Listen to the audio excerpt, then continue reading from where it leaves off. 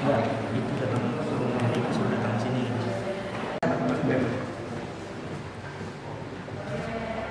Ya itu saya.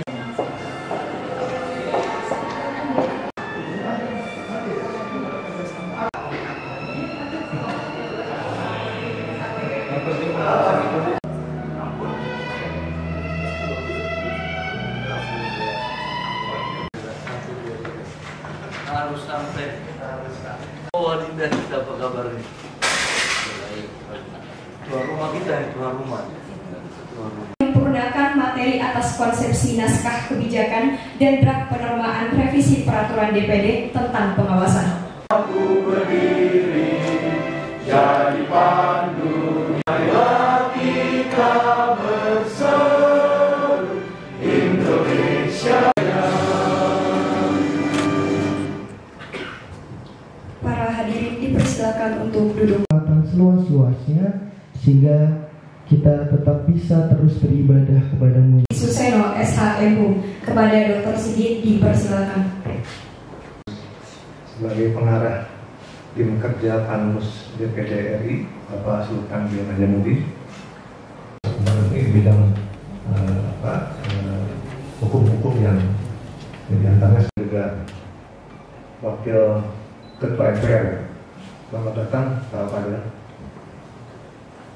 Kepala Biro Persidangan 2 beserta jajarannya, dan terhormat bersama kita Pak Kiai Haji Amam Sapurdin SLC. Beliau mewakili Jawa Barat. Jadi wakil kita Jawa Barat sini, Pak Amam Sapurdin ini masih sangat perlu. Ya, karena kita ini dalam istilah Pak Fadel, ya, kita ini masih kaitannya yang kuat, ya, yang terkuat. Ya, ini adalah fungsi pengawasan, pengawasan. Ya, nah, kita beliau eksekutif. Ya. Dalam mereka kita adakan sebagai pimpinan DPD, tugas kita mensosialisasikan.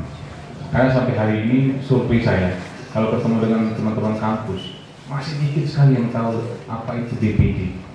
Jadi sebenarnya lack of knowledge atau lack of informasi kita tuh di bagian awal ini. Karena bayangkan adik-adik kampus yang mengambil kuliah politik pun itu banyak yang nggak tahu.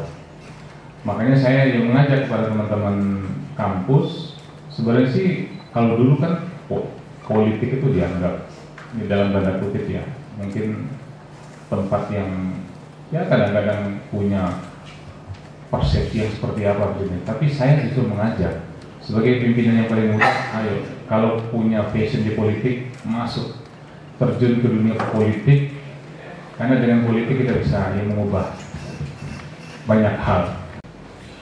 Pada tahun sidang 2023-2024 ini, tim program dan mekanisme sudah mengkaji, kami sudah membuat draft mengenai kurikulum 2024 dengan sejumlah struktur mata kuliahnya yang disesuaikan dengan dan penyempurnaan materi serta konsep naskah. Kami tim bersepakat dengan memberi judul politik legislasi baru DPD. Jadi apa yang dimaksudkan baru ini nanti bagaimana otonomi daerah itu dilaksanakan sesuai dengan politik hukum yang ada di Undang-Undang Dasar. Tapi kalau kemudian penormaan revisi peraturan DPD tentang pelaksanaan pengawasan dan pemerintah pusat, tetapi jadi justru ini potensial membunuh otonomi daerah itu. Nah, ini kan hal yang paradigmatik menurut saya harus tercermin di dalam norma-norma di dalam peraturan DPD yang sedang dibentuk. Pertama, apakah DPD sanggup menjalankan peraturan ini jika sudah jadi nanti? Yang kedua, bagaimana jika DPD itu tidak sanggup atau tidak melakukan fungsi yang diatur dalam peraturan DPD ini? Tugas kita itu justru mengadvokasi, mengawasi bagaimana perda-perda yang macet sekian puluh di daerah itu tidak bisa dilahirkan. bagaimana juga tadi pasal-pasal yang dicoret mereka bisa mengadu kepada kita gitu ya.